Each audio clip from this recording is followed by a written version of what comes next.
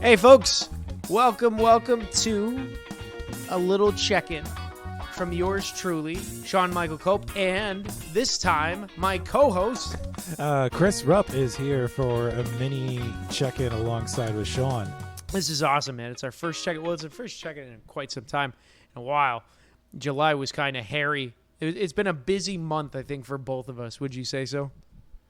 Oh, I completely agree. Like, I started a new job in June, and it just thoroughly whooped my ass in June with all the training, and then it continued to do so in July, and I'm still learning the ropes of it now, and just kind of dealing with my own, mental health, headspace struggles with that.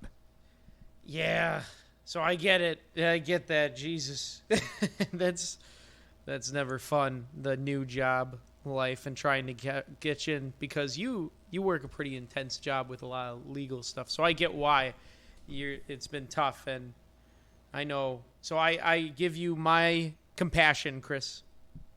Good. I'm glad to hear that. But yeah, we're doing a little a double-sided mini check-in today, and I guess I think the big thing we wanted to talk about was NBA free agency. Yeah. Oh, definitely, without a doubt. I know. For me, you actually was the one that kind of told me, because for the NBA, right? The Bulls are making moves. Well, there's been moves all over, like the big signing. Russell Westbrook went from the Wizards to the frickin' Lakers. He's now on the L Super team. Yeah, the rich keep getting richer, and then today they just signed Carmelo Anthony. So, I mean, Los Angeles has got like their big four all set, ready to go and play. But is it a big four with Carmelo? Because I feel like he's pretty old now. But I do think he's had a nice career resurgent with Portland. So, yeah, I guess that's a big four then maybe, right?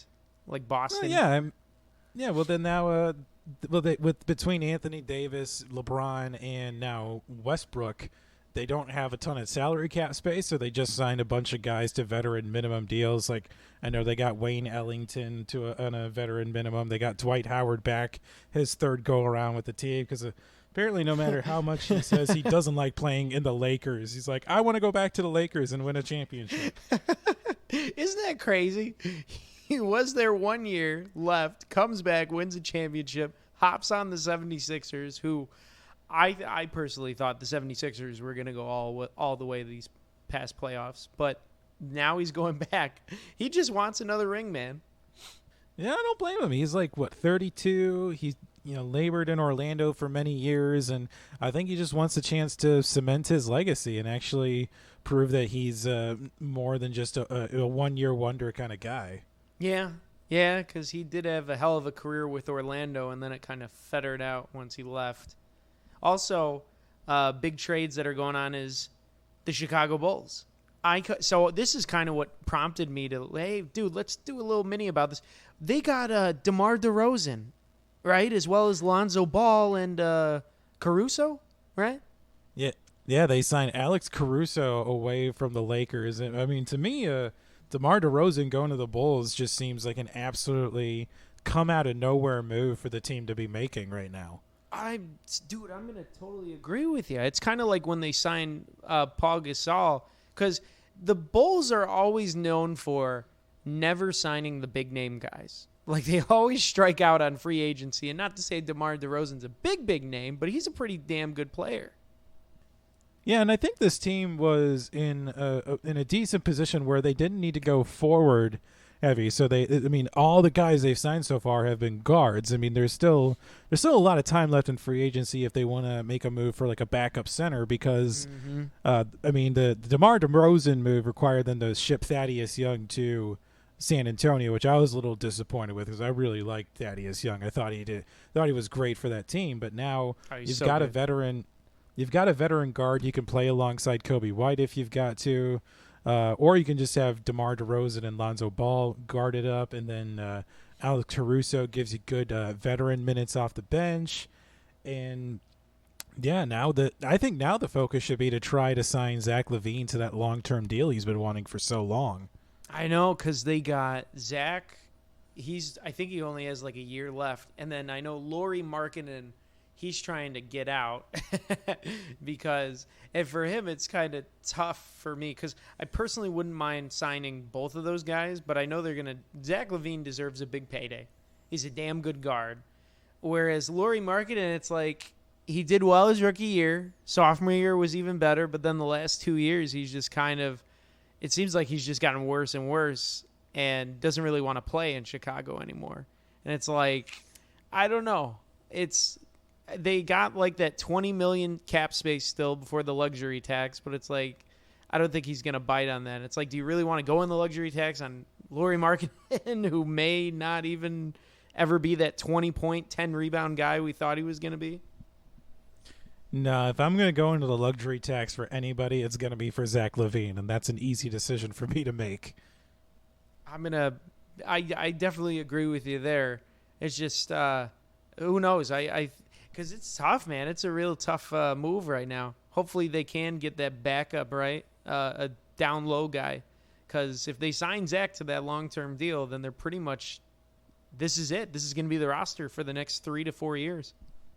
And I think they're also banking on their draft pick from last year, Patrick Williams, to make a big step forward. Yeah. And I think the core of the team, because it sounds like the starting five is going to be LaVine, Nikola Vucevic, Patrick Williams, Lonzo Ball, and DeMar DeRozan. So I think they're set, and I think it'll be interesting to see how well these guys play together during a full season, because they didn't acquire Vucevic until the deadline this past season, and Patrick Williams definitely showed some flashes of being a great long-term player, but he's got to be more consistent, be that guy that they expected Lauri Markkanen to be.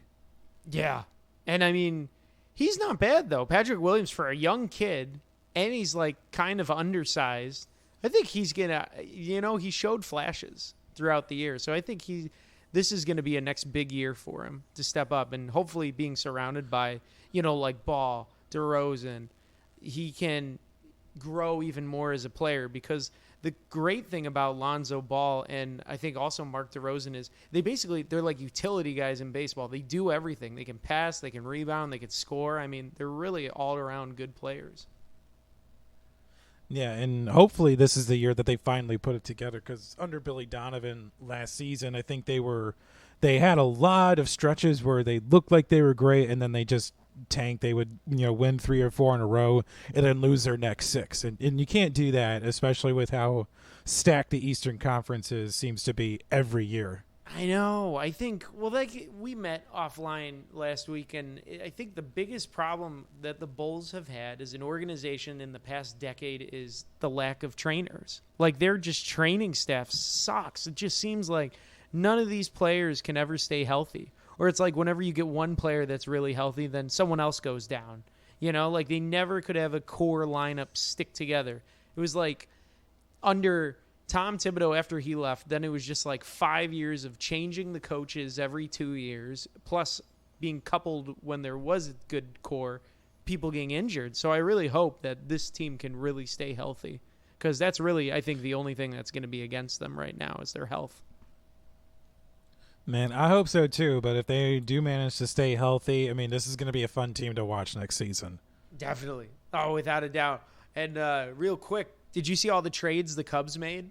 Oh my God, they broke up their core, man. It's just like a lot of trades in Chicago.